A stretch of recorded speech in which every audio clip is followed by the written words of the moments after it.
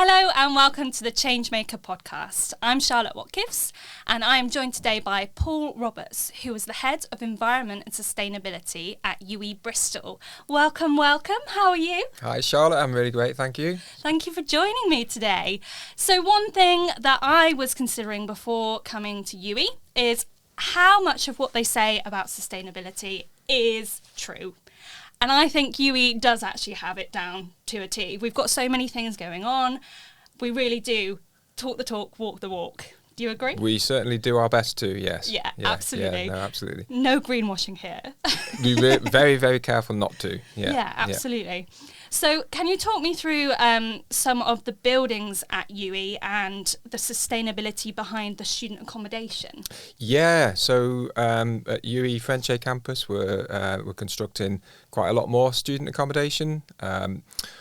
We have designed it to a standard called Passive House, which is all about very low carbon in operation. So once it's in there, there'll not only be great rooms, great facilities, but also really, really low carbon, so low greenhouse gases, low climate impact once it's built. Amazing. Yeah. So in terms of a student who comes to live on the campus, we've talked about where they might live, but there are many other aspects of student life. So for instance, things like transport. How easy is it to get around as a student on the campus and then also Bristol in general? Yeah, so I mean, French campus, it's all walkable. Easily walkable. There's great wayfinding that can get around the campus, and from Bristol Centre there's a really good bus link up to French campus and Glenside campus. There are bus links to Bower Ashton as well. We work quite a lot with the bus companies to sort of advocate for making sure those bus links are great. The buses did suffer a little bit post-pandemic, but that's coming back up now. A lot of bus drivers went back to their, home countries, and the bus companies are working hard to get that back up to scratch. There's also really great active travel options. So the student union, for example, students can rent a bike, really low cost, and get around on bicycles. And Bristol is lucky to have the Voice scooter scheme. So there's scooter schemes. I think there's plans for refreshing those and bringing about e-bikes as well that people can rent to get around town. Really low carbon, low impact, enjoyably. Yeah. Fantastic. So other aspects of a student's life, how about food? What sort of things are on campus for a student that are low impact? Yeah, I mean, there's lots of options for food. I can't remember exactly how many cafes, but there's several cafes. The main one in the one zone in the centre of the campus. There's really great options, healthy, nutritious, low impact food. There's something called the Buddha Bowl, for example, which is really great fresh produce, very tasty, lovely stuff. There's also in S Block, the block we're in it now, is there's a plant-based cafe. So that's 100% vegan, really, really great tasting food, very low impact, and that's carrying on. There's been a trend over the years to reduce the impact of the food, and always looking for opportunities to bring in local produce, the healthy, nutritious stuff, and giving options, but sort of moving away from the kind of traditional meat and two veg kind of situation. Yeah, I can really recommend the coconut latte at this cafe. It's my favourite go-to. Yeah. So we talked about food. So in the Students' Union, students can get all sorts of different food items, but we also have a specific zero waste shop there. Yeah. Which I use. It's cheaper than anywhere else in Bristol, just to let you guys know. What sort of things do they stock there?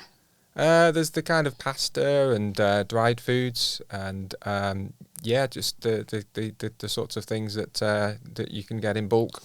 The staple food items like that, really. Mm-hmm. Yeah, rice, that sort of thing. Yeah. All the things you need in your store cupboard. You can get there dirt cheap. I really recommend it there. Yeah. So what sort of things are coming up for UE in the future?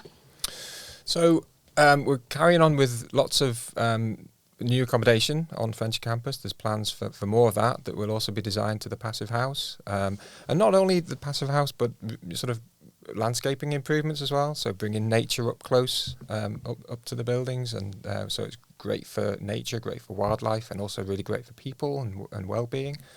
So that's something that you'll see more of. Buildings-wise, there's so part of the campus is quite kind of old buildings from the 1970s, I think, 70s, 80s. There is a program that will be coming about to improve the insulation of that, and looking at new technologies to move away from fossil fuels. That's in pursuit of our net zero ambition for 2030. So we're aiming to be carbon neutral by 2030. As I say, moving away from fossil fuels in operation. Lots of other things in plan. I mentioned the green spaces. So there's some PhD students, for example, that are working with students to understand what students want from green space. So we'll incorporate that in how we how we develop the external environment at UWE. I'm trying to think what else is going on there. You just mentioned about green space. Do you mind explaining a bit more about what green space is? So it's a student-led society, is that correct? No, there's the Green Team, which is a student-led society as part of the student union, and that's a way that students can get involved in sustainability more generally. But green space in particular is about the physical external environment, so bringing nature close to people. So we've got something called the UWE Bee Line. So it's about bringing about pollinator friendly but also edible growing herbs close to where people live and work and study. But like I say, it's also really good for nature and bees and pollinators. So that's kind of in response to the ecological issues that are facing society, and that is something that's being developed for a number of years, and that we're going to be carrying on and taking it forward. On the back of that, UWE's become a hedgehog-friendly campus, so there's a national scheme. So we're hoping to have hedgehogs around the campus, and that's great for all other sort of small mammals as well. It's about looking after our wildlife neighbours and inhabitants. And then students can get involved in that scheme as well, the hedgehog-friendly campus, like through the student union, through the Green Team. They can get involved and sort of engage in that. So you mentioned about the bee line that is quite close to the buildings and all around campus, but actually we have specific garden space as well, don't we, within uni? Yeah. Do you mind just discussing what we have and what the different spaces are for? Yeah. So there's the community garden. There's one at French campus, there's one at Glenside, and we're planning to bring one into Barrow Ashton campus as well. These are spaces where students and staff can get involved in planting and growing their own produce effectively. So again, through the student union, in conjunction with the UWE grounds team, they facilitate these sessions. So it's a way of getting out into an environment that's restorative and nature friendly and away from the hustle and bustle and the frenzy of modern life. It's a great way of socialising, having a cuppa and a natter with friends and making new friends. So there's more of those sessions planned, ongoing. There's also a really lovely new garden space on the French campus called the Restoration Garden. So it was a walled garden in decades ago as part of the old farmhouse, and then in the 80s, Hewlett-Packard owned that part of the estate and turned it into a tarmac tennis court. So more recently, UWE has restored that into a garden space, and it's really nice. It's a really lovely place to go and just hang out and get away from things. Amazing. It's incredible that is just so close to where the students are living and where they're studying. Yeah, and you wouldn't know it's there either. It's behind this wall. So one thing we do need to do is sort of improve the wayfinding and make sure that students know how to get there, and kind of get that balance right with getting people into the space but keeping it tranquil and lovely. But we'll also put on events, so it'll be like a multifunctional space as well over the time. Perfect. Yeah. So would a student need to have any experience of growing vegetables or gardening in general in order to get involved in these projects? Not at all. No. I mean, anybody can get involved, and it's all sort of facilitated. The grounds team are there to help and facilitate things and to sort of explain how to do things. And it's made fun. It's made a pleasant experience. It's not like, well, you must plant that there. It's really nice sessions. Yeah. Lovely. Yeah. So one project I wanted to discuss that I was involved in as a student. So I am on a healthcare course, and every time we go into placement, we had to wear PPE. So I started studying during the pandemic. So it was gloves, it was masks. But one thing that slightly frustrated me is that when we would do skill sessions on campus, so we were learning how to do procedures with models. People, nobody was there. It was a clinical environment, but it also wasn't. It was in the university setting. We'd have to wear a full set of PPE. Yeah. Every time we left the room to go on a break, we'd have to have more PPE. So I was thinking, per student, per day, we're wearing 3 sets of PPE. And this was something that I knew that we couldn't not have this PPE because we needed to learn the proper procedures, but I wanted to recycle the stuff, basically. So I got in contact with your team about putting recycle bins in place in our campus. So we have worked together in the past. One thing I was really impressed with was that people did their research to make sure that the companies we were working with were good, sustainable companies, and UE wanted to make sure that what they were putting on their campus was good, essentially, and the right thing. The right thing to do. Yeah, there's an awful lot of not to say cowboys, but there's we are really careful to make sure that we work with the right people, and the stuff actually gets recycled in the right way, that there's a good outcome there.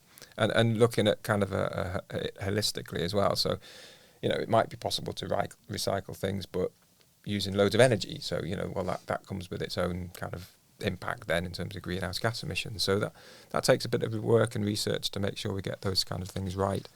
But we're always looking at opportunities, we're always looking for ways, and we're very responsive to the student voice as well. So obviously you're a student, so we took that on board, and we worked out the best way of doing that. We're currently working with a company that's looking to trial the collection of lab plastics, for example. So that's it's taking quite a while to get it right. But we need to get it right because it's laboratory plastics, potentially contaminated, but there's a lot of it. There's a lot of single-use laboratory plastics that unfortunately that's the way in laboratories. It's moved away from glassware to plastics. It's disposable. Currently, it doesn't get recycled, but we're looking to improve that over time. Yeah. So we've talked quite a bit about recycling, but another way to reduce impact is to reuse. So that brings me on to our new sustainability hub. Yeah. Can you discuss what that is? Yes, absolutely. Yeah. So reuse, as you say, it's that's the next rung up on the hierarchy in terms of waste. It's much better to reuse than it is to recycle because you're avoiding more carbon emissions, more impact by reusing things. So it's the better outcome. And so UE has tried to do reuse over the years, like we reuse furniture, for example, and then it was about a year ago, I think, that the student union they already do some reuse activities, swapping of clothes and swapping of uniforms as well. So that's really great. They asked the university, they asked our team for a space where that could be. A physical location where that could happen. So we worked with the estates department with the university to identify a space, and a space was available at that point where there was the old student union shop had moved out, and we were lucky enough to get use of that location on Frenchie campus for our sustainability hub, which is all about it's about sharing, it's about swapping, it's about avoiding fast fashion, but also all sorts of other like items that students often use in their day-to-day lives, whether it's kitchenware or bric-a-brac or electricals or you name it. We'll take it and swap it as long as it's safe, and obviously we're careful with the electricals to pat test and things. And so the scheme is that if students and staff have got an item they want to swap, they can come into the hub, donate, and they get a token per item that they can use that token then to swap out for a different thing. So if you want to swap for a new outfit, that's where you can do it. In the sustainability hub. Lovely. Yeah, it's really cool, and we track the footfall, we track the we even weigh every item so that we're able to demonstrate how much is reused, and it's amazing to see that it's really taking off. It's a great space, and it's also it's where people can go and hang out as well as an engagement kind of space where people can just go and be, and we have like events in there as well. So we've had repair cafes, stitch and sew and stitch. Yeah, it's all about sort of upskilling people to be able to repair and reuse their own things. Again, all about avoiding fast fashion, really, where the kind of big environmental impact is. There's also, within the hub, we work with a third-party enterprise called Fix My Crack, and they do tech repairs. So that's a really great initiative as well, that students have got somewhere on campus they can go, and they can, if they've got a broken phone or a laptop issue, they can go and get some help with that. With a friendly crew that will run, and they'll support them on that as well. So again, really, really wonderful. All about like facilitating sustainable living on campus for our students. Yeah. And talking about software, computers, across the whole of UE, our search engine is Ecosia. So for anyone who isn't aware of this search engine, it's an environmentally friendly search engine where, based on how many searches people do, trees are planted. Can you tell me anything more about that? I mean, that's in a nutshell. That's really it. So it's effectively, any searches, they track the numbers, and I think they get income through the advertising, and that income, instead of being sort of profit making and going to shareholders, is used to fund planting of trees in various places around the world. And that, it's all, again, we were very careful going into partnership with Ecosia on that. It's all reported, it's all very transparent, we can see where the trees are being planted. So a great initiative. Yeah. And that must be a massive amount of searches across the whole of the university, so that must make a real big difference. I haven't got the numbers to the top of my head, but it's quite a significant number of of trees that are being planted as part of that scheme. So other projects that are going on across UE, so one thing that I've seen when I've gone into the toilets are sustainable period products are available for any student that would need them, but also in the shop you can buy reusable sustainable products, which I think is fantastic. So I am a Moon Cup user, so I don't need anything more. But I just think it's wonderful, the approach that UE is having across the whole of a student's life, and really thinking about the different aspects that a student can do in order to reduce their impact. Yeah. Again, it's all about trying to facilitate sustainable living. The responding to the climate crisis, the ecological crisis, there's actions that need to happen at all different levels of society to bring about a sustainable and circular economy, effectively, and that's all the way up from the individuals through to organisations like a university, local authorities, government have got to make these changes and make them stick. So at UE, we're as we've said, we're really careful to put in place changes that are sort of positive and help people conveniently build sustainability into their lifestyles. And we've made those strategic commitments around net zero, plastic free, circular economy, sustainable travel, so that it permeates through from the top of the organisation all the way down. Amazing. Also, I mean, in terms of education, so sustainability within the curriculum is a key thing as well, that many colleagues across the university, academics, are working to embed sustainability within the way how they teach and what they teach. UE is also working on a climate education module that will be available for all students come September. I think that will be kind of embedded in the Blackboard system, so watch out for that if you come into UE. Amazing. I mean, there's always new initiatives. There's always kind of sustainability is all about kind of, if you like, creating a future, working out, well, how can we kind of transform from what is essentially an unsustainable society through to a sustainable one. So it's an exciting space. Definitely. Yeah. Incredible projects that are already going on, but I also just love the fact that it really does feel like a student can come forward and say, what about this, or can we try this?